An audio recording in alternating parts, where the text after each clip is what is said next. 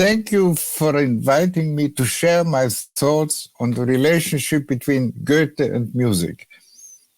I'm not a Goethe scholar.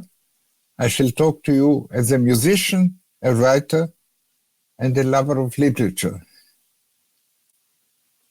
What immediately came to my mind when first considering this subject was a line from an article written in 1826 after a performance of Haydn's creation in Weimar, stating that Haydn revealed in his music naivety and irony, the true signs of genius.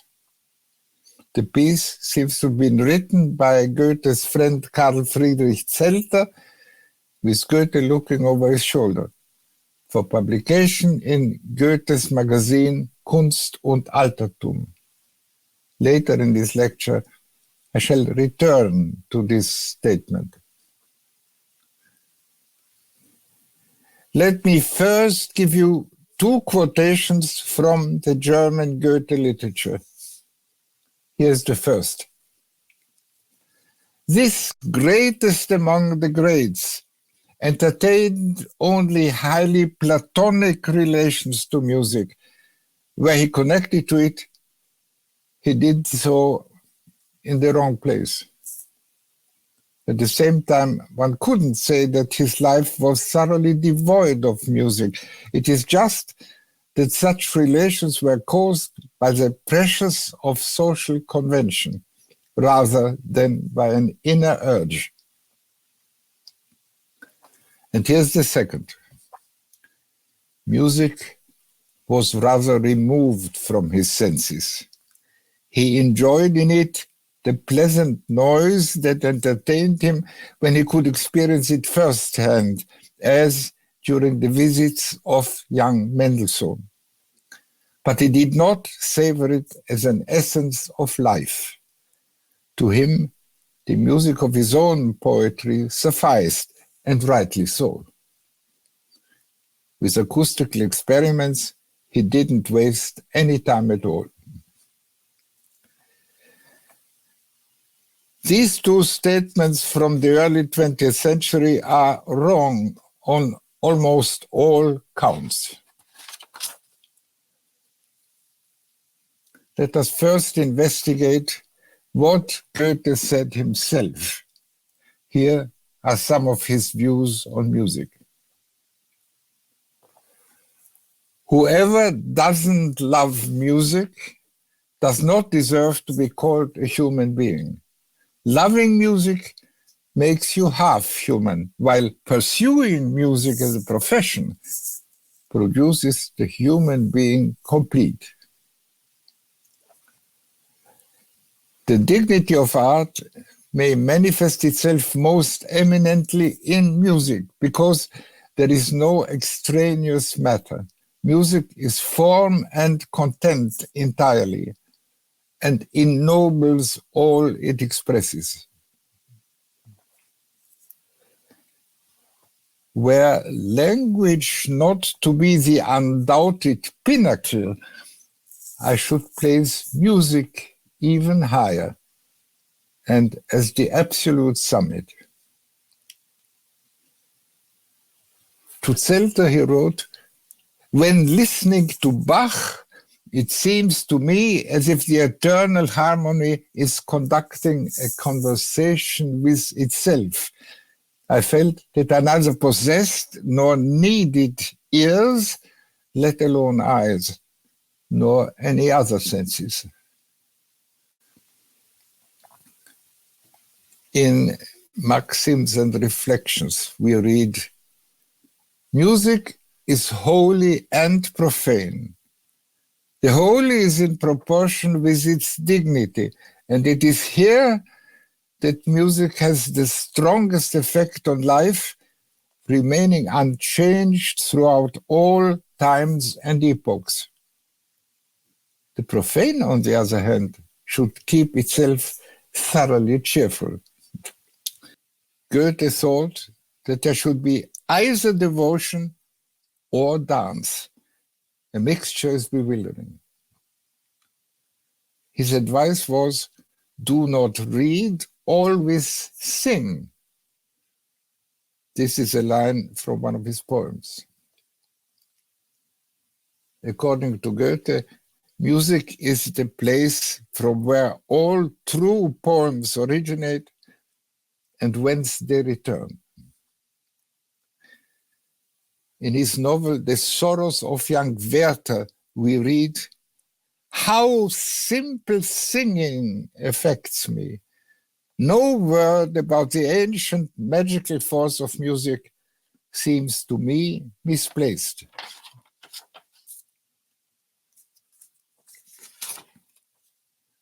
And here are two lines from one of his late poems. First in German.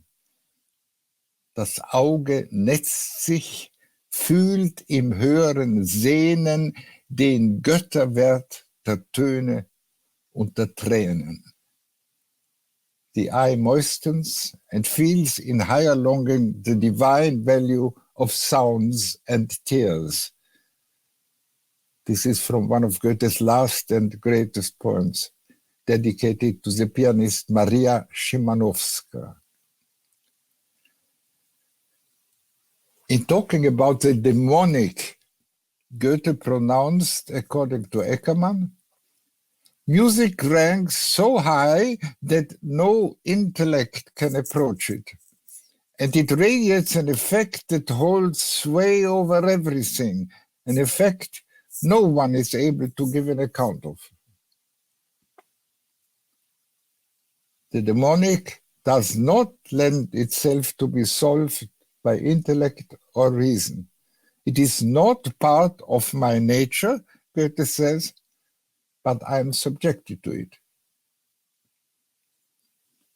He also asks, don't you feel that in my poems I am one and double?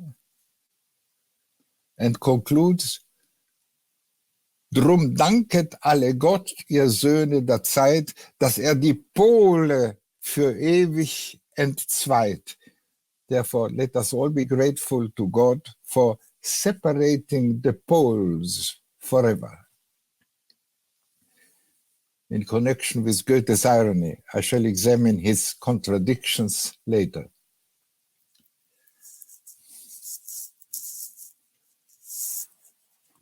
In spite of his encyclopedic interests, his massive output as a writer, his supervision of Vienna University, his duties for the government, his deep involvement in the natural sciences, and his wide reading in Latin and Greek, English, French, and Italian, Goethe hardly ever lost touch with music. His advice, do not read, always sing, can be taken very nearly at face value. A poem he wrote in English when he was not yet 17 contained the lines, I hum no supportable tune, I can no poet be.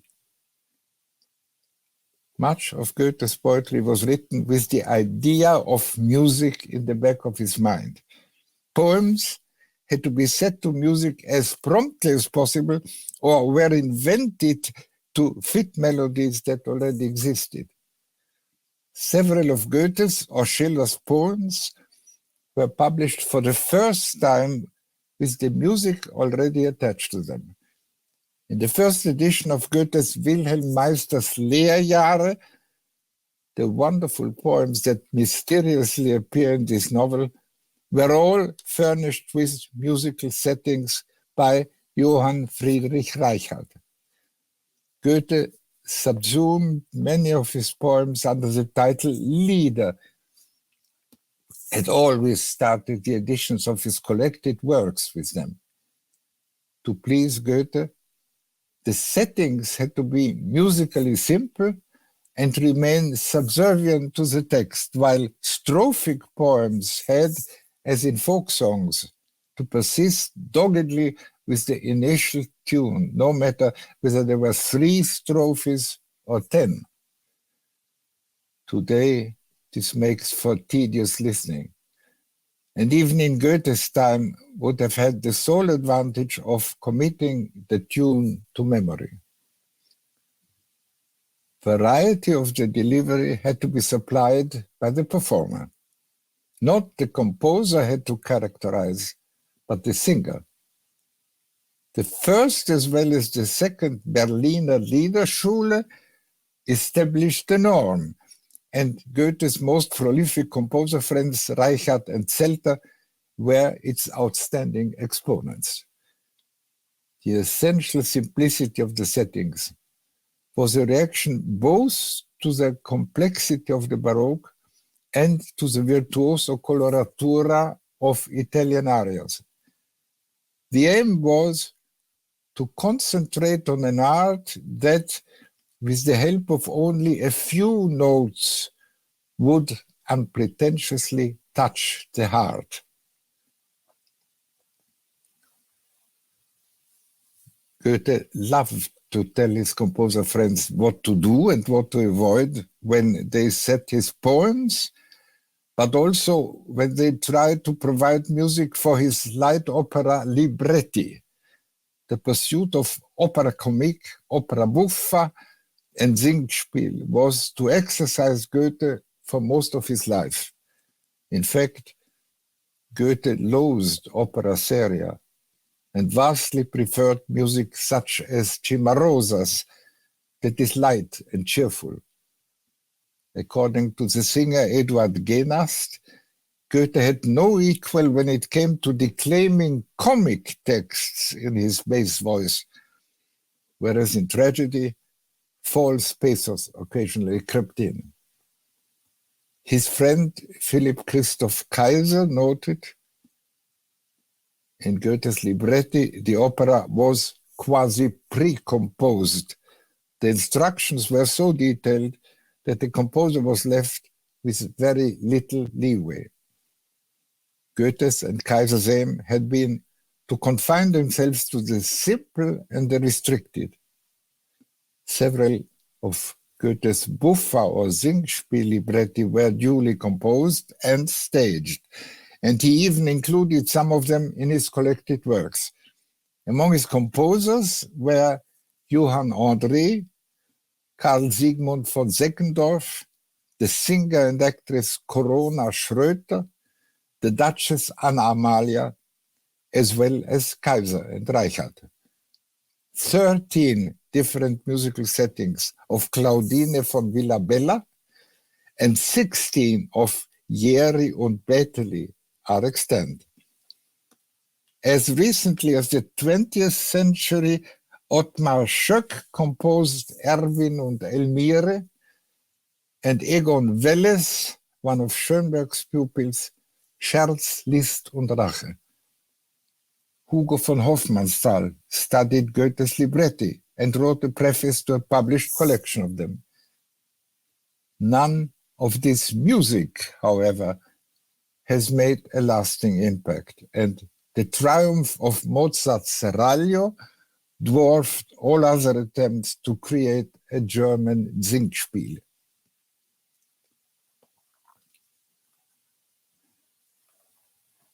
Goethe was obsessed by song and singing. In a lead composition, he thought the music ought to be derived directly from the words and the verbal melody, and remain undisturbed by attempts to illustrate or interpret the poem. The music had to serve the poem and not illuminate it. He believed, with his great friend Johann Gottfried Herder, that it is in music that all truly poetic works originate and to which they return. When the young Goethe collected Alsatian folk songs and ballads at Herder's request, it was to Goethe's sister Cornelia that he sang them before she wrote them down. Arnim's and Brentano's celebrated collection of folk poetry, Des Knaben Wunderhorn, appeared 1806 with a dedication to Goethe, who praised it highly.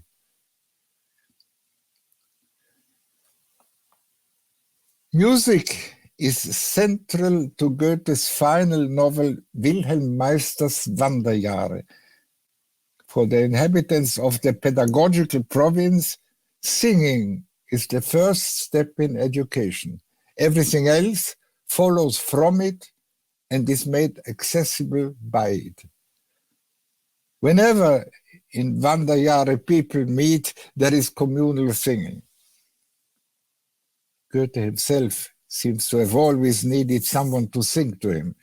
In Weimar, there were 3 young women, known by name, who alternately visited his house to perform Lieder. In later years, when Goethe rarely left the house, he assembled his own domestic Collegium Musicum Vocale. The singers were afforded the privilege of rehearsing in the quarters belonging to his partner Christiane, and were rewarded with a simple meal. Goethe sometimes intervened in rehearsals, offering his views about tempo and expression.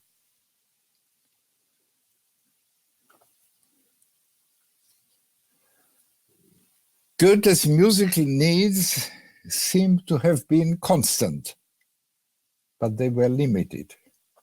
It appears that he never listened to a performance of a symphony of Haydn, Mozart, or Beethoven. The fact that Mendelssohn introduced him to Beethoven's Fifths on the piano hardly counts as a proper performance. While one of his ears was wide open to singing, the other resisted instrumental music, unless it was performed by young prodigies or impressive ladies. Goethe had witnessed the 7-year-old Mozart perform in Frankfurt. It made a huge impression that was to stay with him for the rest of his life. Other child prodigies who played for him were Mendelssohn, whom he loved like a son, Clara Wieck, Karl Eckert, and Ferdinand Hiller. In Goethe's words, original talent is grist to my mill. As for the ladies, he fell for the Polish pianist Maria Szymanowska towards the end of his life. A male exception was the pianist and organist Johann Heinrich Friedrich Schütz, Goethe's private musician, whose playing of Bach and more recent piano music he was able to listen to for 3 or 4 hours a day. Goethe obtained for him a copy of Bach's Well-Tempered Clavier. Nothing, however, could surpass the delight of listening to the leading divas of the operatic stage, Gertrud Schmeling, Corona Schröter, Anna Milder-Hauptmann, Wilhelmine Schröder-Devrien, or Henriette Sonntag.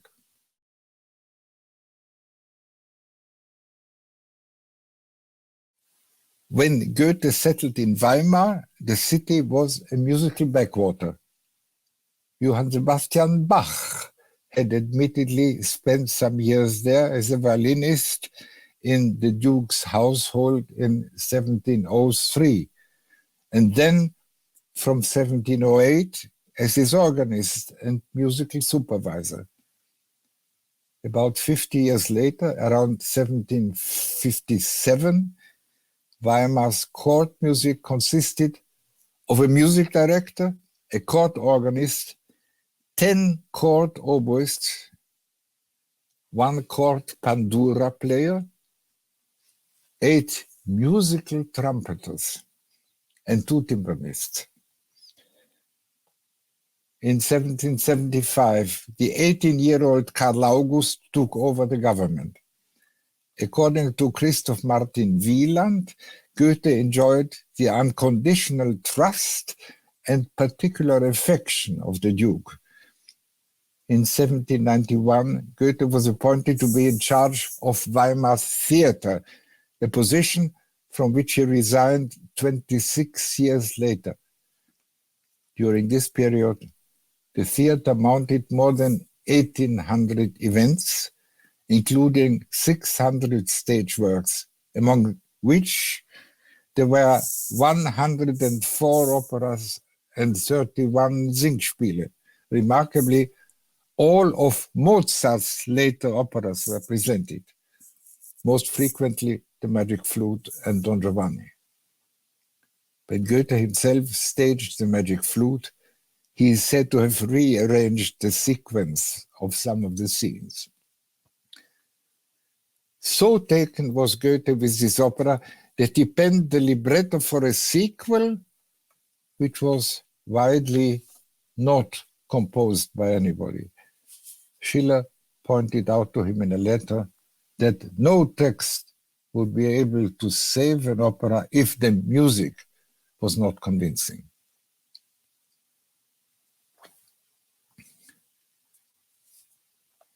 During the 10 years of Goethe's connection with Reichardt, it was he who counseled Goethe in the choice of works and singers. The final period of Goethe's theatrical reign was made unpalatable by the lady friend of the Duke, the singer and actress Caroline Jagemann, who wielded her influence as a kind of co-director. Goethe, who was not a fighter, progressively withdrew. With our brand of opera, he said, I have little desire to be involved. The quality of performances must have been that of a provincial theater. The orchestra poor, few of the singers outstanding, and rehearsal time scarce.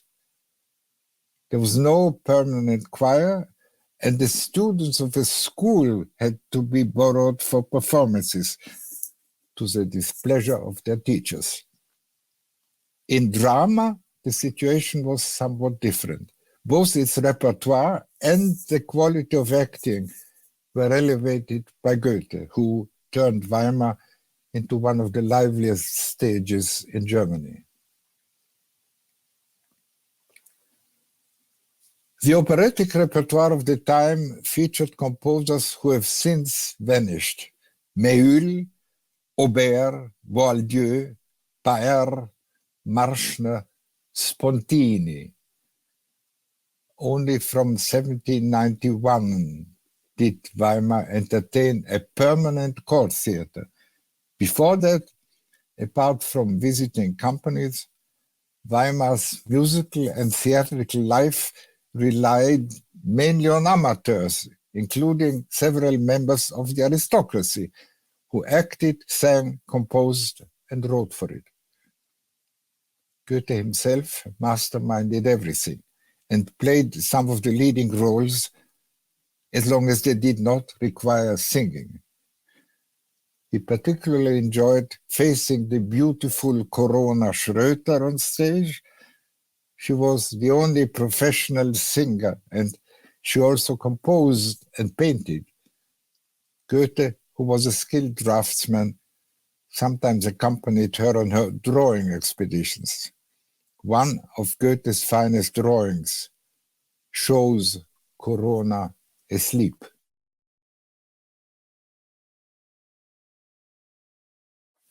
Of the major composers, Goethe was taken by Palestrina, whose music he had encountered during his sudden and unannounced trip to Italy in 1786. He valued Handel's oratorios and even contemplated to surpass Messiah with a 10-part work to include all the essential events in the Bible. It belongs to the many contradictions in Goethe that he was particularly attracted to sacred music, while confessing neither being a Christian nor a believer. In his earlier years, he much admired Gluck, but was taken aback when Gluck declined to compose the poems he had sent him, telling him that an opera composer does not need streamlined verse. Goethe admired Jean-Jacques Rousseau, at the time well known for his opera comique Les Devins du Village, for the simplicity and straightforwardness of his musical style. He had praise for Haydn's masses and above all for Mozart, the incomparable, who composed Das Veilchen, mistaking it for a poem by Gleim. Here it is, sung by the young Irmgard Seefried in the early 1950s.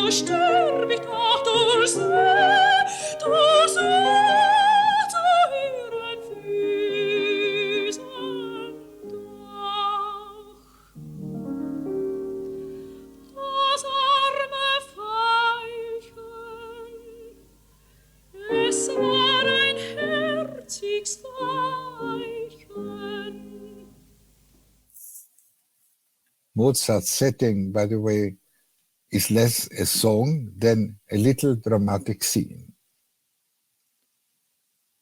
Beethoven was his deaf spot. The one exception was Beethoven's incidental music for Goethe's Egmont, which he greatly appreciated. Zelter himself said about Beethoven that he admired him with horror, and that some of his works appeared to him like children whose father was a woman and mother a man. There is no reason to doubt that Goethe shared Zelter's views. Between Karl Maria von Weber and Goethe, the aversion was mutual. When the young Berlioz sent him his scenes from Faust Opus 1, Zelter, who was fond of colorful language, called it an abscess generated by incestuous filth.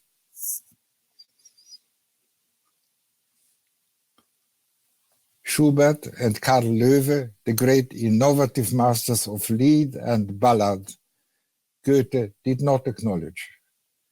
Neither was Beethoven rewarded for the 20 Goethe songs he composed. It needed the inspired presence of Wilhelmine Schröder-Devrient to convince him late in his life that Schubert's Erlkönig made sense. In such a performance, he said, it amounts to a visible picture.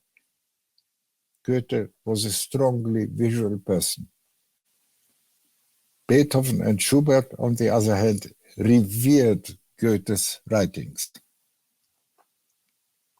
When both Goethe and Beethoven visited the Bohemian spas, they met in 1812 4 times in Teplitz as well as subsequently in Karlsbad. After the first meeting, Goethe wrote to Christiane, zusammengefasster, energischer, inniger habe ich noch keinen Künstler gesehen. I have never encountered an artist more concentrated, more energetic, or more cordial. Innig is a word difficult to translate, somewhere between cordial, heartfelt, and affectionate. These words are to Goethe's everlasting credit, as they are wonderfully relevant to Beethoven's music as well, to its density, its propelling construction, and its warmth and tenderness. Beethoven always remembered Goethe with the deepest gratitude, although he seemed to have been piqued by his evident sympathy for the ailing Empress Maria Ludovica of Austria, with whom he spent many hours in Teplitz. Goethe, on the other hand, found Beethoven too untamed. He agreed with him in finding the world detestable, but didn't see the point of sharing this with everyone.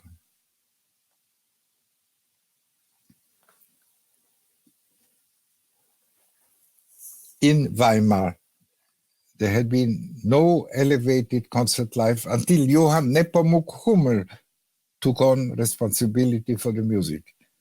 Hummel was considered the leading pianist of his time and was highly respected as a composer. He raised the standards of Weimar's opera and performed symphonies after decades during which traveling virtuosi had presented themselves at the court. It was not until the later 18th century that vocal music gradually ceased to dominate and instrumental music came to the fore.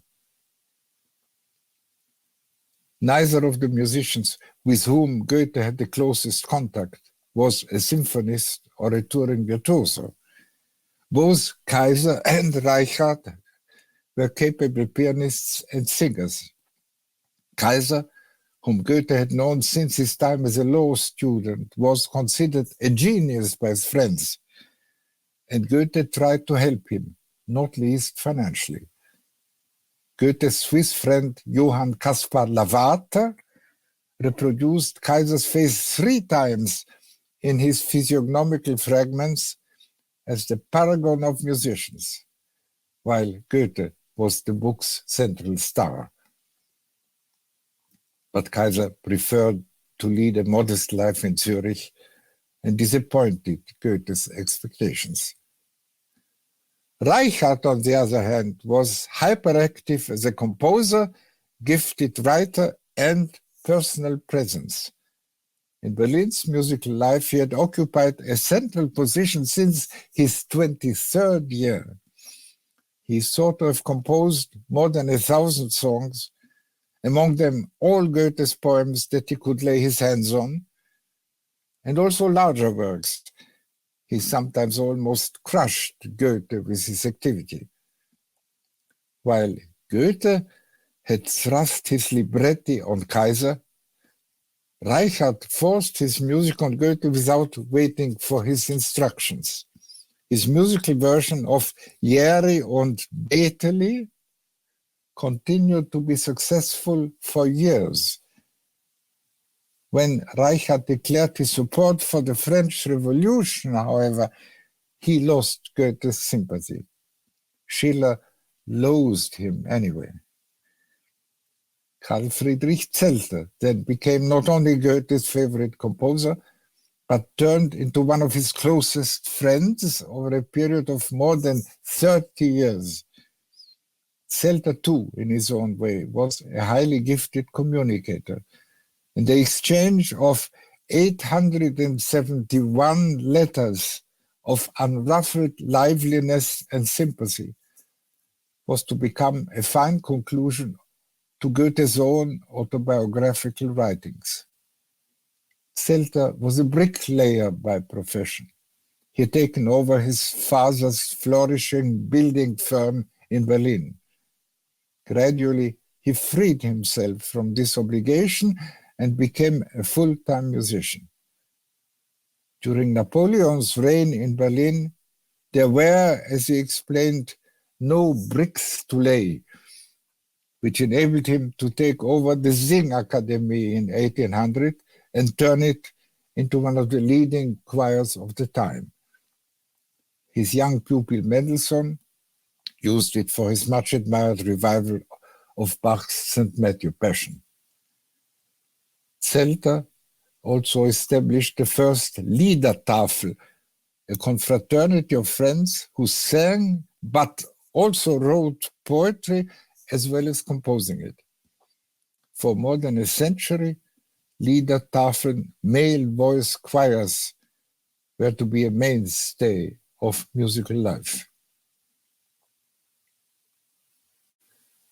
Zelter loved and worshipped Goethe and was capable of turning out 6 different versions of Goethe's Mignon poem Kennst du das Land, wo die Zitronen blühen?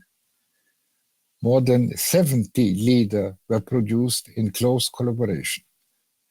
As Goethe declined to travel to Berlin, Zelter visited him in Weimar 14 times and stayed with him for 20 days after the departure of Maria Szymanowska left Goethe seriously ill. Unlike Reichard, Zelter never managed a larger work. And the bizarre text of Goethe's cantata Die erste Walpurgisnacht was left uncomposed until young Mendelssohn proved to be up to its demands. Unfortunately, Goethe did not live to hear the result.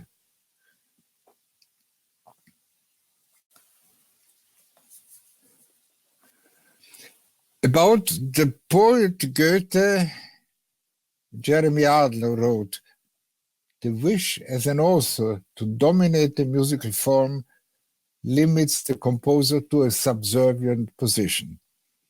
It is a historical irony that a poet so conservative in his views should have inspired the new genre of lied."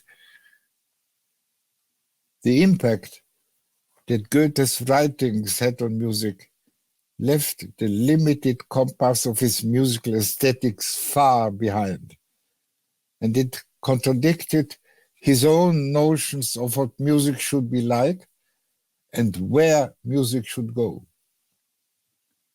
With the advent of Schubert, lieder were elevated from the status of an everyday commodity to masterpieces in their own right, and to one of the peak achievements of 19th century music.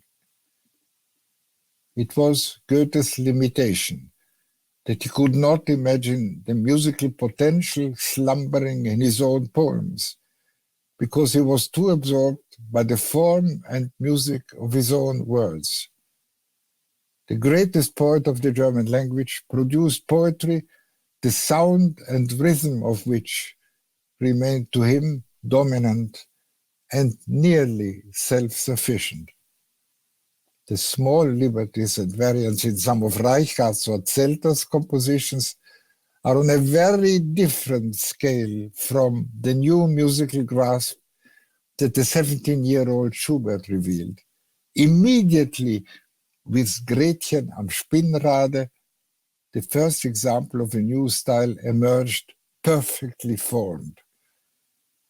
While Schubert as an instrumental composer needed to reach the year 1822 to come fully into his own, his lead production as a teenager was already yielding songs of an overwhelming completeness. Schubert was lucky enough to find a singing partner of great persuasion in Johann Michael Vogel. Performing lieder well became an art. Lieder were freed from the corset of unpretentious simplicity. Character, atmosphere, and psychology received their due with the help of piano writing that supplemented, interpreted, and commented on the poetry in a way that was anathema to Goethe. The new piano style in its sensitivity to nuance and its inclusion of orchestral color paved the way for Liszt, who admittedly over-egged it in his transcriptions of Schubert's songs. In spite of being no virtuoso player himself, Schubert must have been capable of tackling the piano part of his songs most convincingly. Immediately, in the very first bars of a song, Schubert is able to present its characteristics in a nutshell. In the Lindenbaum, we have the rustling of the leaves, the breeze, and the murmur of the well. Im Dorfe combines the rattling of the chains, the barking of the dogs, and the snoring of the sleepers. The beginning of Erlkönig, with its bold repeated octaves, conjures the night, the wind, and the galloping of the horse. And Gretchen am Spinnrade opens with the spinning wheel, the foot that keeps it in motion, and the restlessness of the heart. Lotte Lehmann conveys this with unmatched intensity. Meine Ruhe ist hin, mein Herz ist schwer. Ich finde sie nimmer und nimmermehr.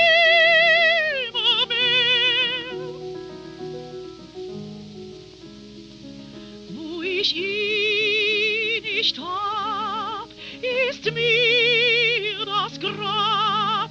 Die ganze Welt ist mir vergällt. Mein armer Kopf ist mir verrückt. Mein armer Sinn ist mir zerstückt. Meine Ruhe ist hin, mein Herz ist schwer.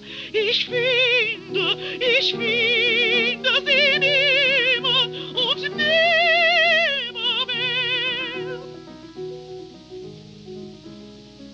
Nach ihm nur schau ich zum Fenster hinaus, nach ihm nur geh ich aus dem Haus.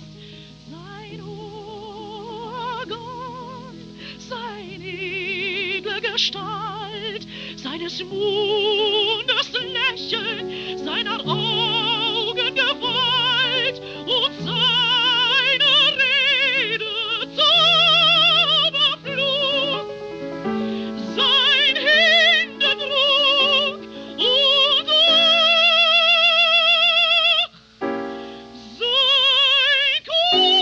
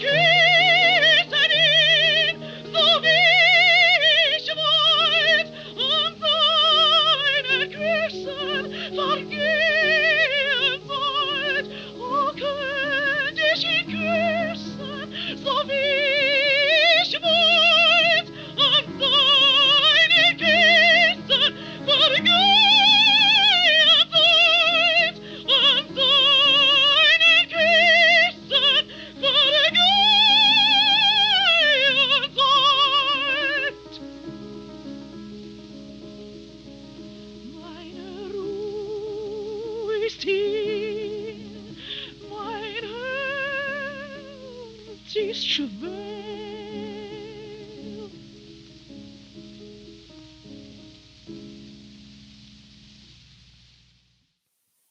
Goethe's poems became the most frequently composed.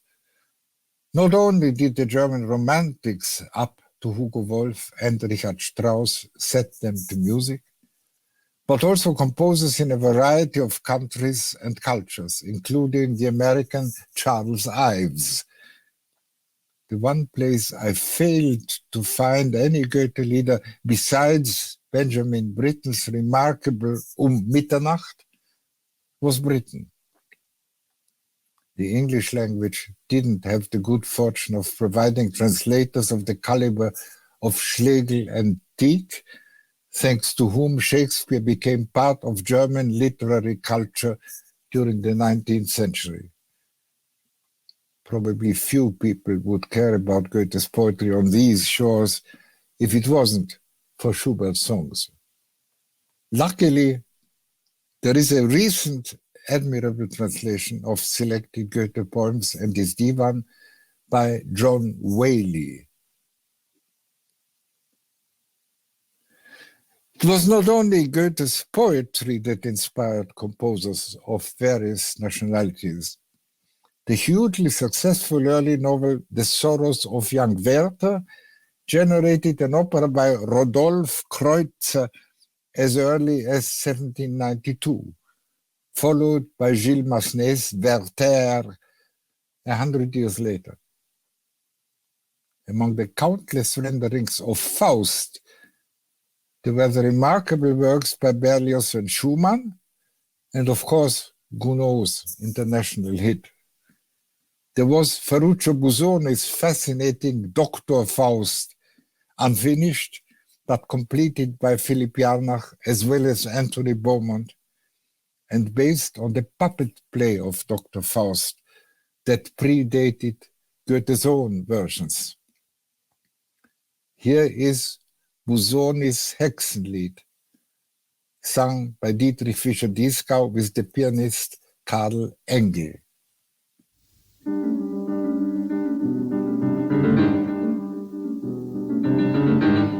Nebelgeriesel, im tiefen Schnee, im wilden Wald in der Winternacht, ich hörte der Wölfe Hundegeheul, ich hörte der heilige Schrei.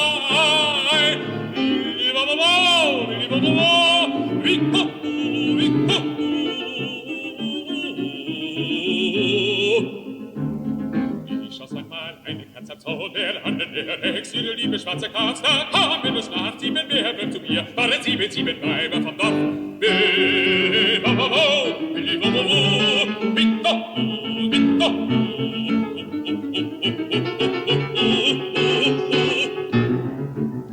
Ich kannte sie alle, ich kannte sie wohl, die Anne, die Ursel, die Kate, die Lise, die Barbe, die Hef, die Bitt, sie halten den Kreis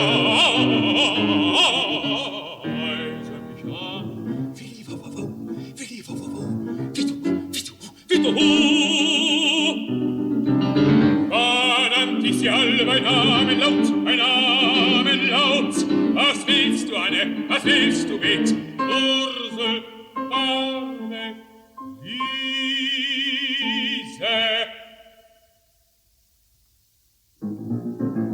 Da rütteten sie sich, da schütteten sie sich, schütteten und liefen und wollten davon.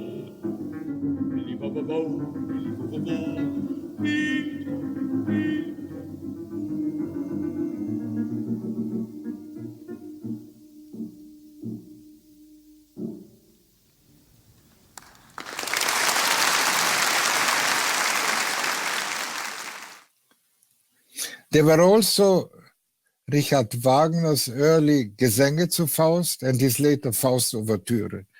And there was Liszt's masterpiece Eine Faust-Symphonie from 1860, but also its companion piece, the great B minor piano sonata that can be safely located in Faust's orbit, although the work lacks poetic titles. For Goethe himself, It was Mozart alone who would have been capable of doing justice to the subject. Since the late 19th century, however, Faust has come to life in another form. Georges Méliès, the extraordinary pioneer of moving pictures, made no fewer than 4 short films on Faust. And among the later filmmakers turning their attention to Faust, we find Murnau, Gründgens, and Gorsky. Reading the second part of Faust today, it may strike us an amalgam of drama, opera, movie, cabaret, alchemy, and hallucination.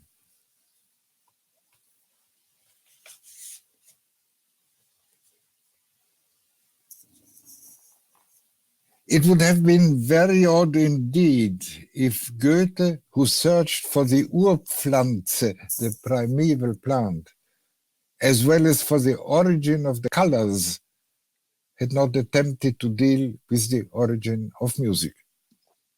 With the physicist Ernst Chladni, Goethe discussed acoustical concepts as well as musical ones. Through Chladni, he started to grasp how it had been possible to make use of the complete set of musical keys in major and minor. With Zelter, he discussed the significance of major and minor, dismissing Rameau's explanation of the major as the natural and domineering mode, thanks to its foundation in the rising row of overtones, while the undertones that produce the minor mode lead merely a shadowy existence. Goethe insisted on the emotional importance of both and assumed that they were manifestations of the rule of polarity. In his theory of colors, he discusses the phenomenon that suggests either an initial split that is capable of merging, or a unity that is capable of splitting. To him, this eternal systole and diastole represented the essence of nature. Rameau's view, by the way, is still manifest in the fact that we talk about major and minor, even today. Meanwhile, since the beginning of the 20th century, music that is rooted in the harmony produced by overtones has been largely abandoned. In the last decade of his life, Goethe sketched an extensive outline of a theory of sound that aims to develop the rules of the audible. He called it Tonlehre, and had it copied out on a large piece of paper, keeping it above the wash basin in his bedroom until the end of his life.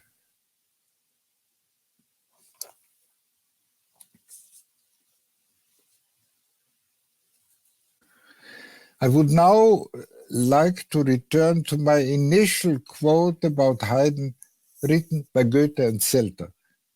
It grants Haydn the true ingredients of genius, naivety and irony. These two qualities seem to be opposites, like trust and skepticism, immediacy and distance, simplicity and complexity. In 18th century literature, we find, according to the great ironologist Mücke, the complex ironizing the simple, the ambiguous, the clear-cut, the uncertain, the certain, and the relative, the absolute. For Friedrich Schlegel, the ingenious young German romanticist, the world was paradoxical, and only an ambivalent attitude could grasp its contradictions. It was partly thanks to Schlegel, who had used the word 1789 in connection with a much-noticed review of Goethe's Wilhelm Meister, that the concept of irony became one of the most fashionable of the early 19th century. Mücker asks whether it is prudent to attempt any formal definitions at all. Erich Heller, in his book The Ironic German, has already quite adequately not defined irony. As Mücker says, there would be little point in not defining it all over again. Irony may not be merely the natural or merely the best way, but according to Mücker, perhaps the only way to get on with life. The point is not to be either naive or ironic, but both. According to Schlegel, Goethe's naivety was his supreme irony. The beautifully, poetically, and ideally naive needs, as he said, to be simultaneously intentional and instinctive. And here we have arrived at what seems to me one of Goethe's most significant traits. He writes to Count Sternberg in 1826 that one shouldn't take the positive and factual excessively seriously, but rather rise above them in order to preserve their problematic quality. But he also writes to Duke Carl August that irony, from its most delicate peak to its dullest base, presents 100 ways of tormenting people without giving them any opportunity to complain. Remarks such as these confirm that the Olympian equilibrium of Goethe's personality, whenever it was achieved, was a balancing act. To Goethe, love poetry and sarcasm were equally available, and the propensity for the fantastical distinguished him no less than his need for order, which could border on the pedantic, as in the pedagogical province of Wanderjahre. To quote Adolf Muschk, Goethe's mastery was the product not of a safe, but of a hazardous existence. In Haydn's music, all whims are held in check by clarity, and his emotions are never threatening. It should have given Goethe great satisfaction to observe naivety and irony, these old foes, dancing together in unlikely harmony.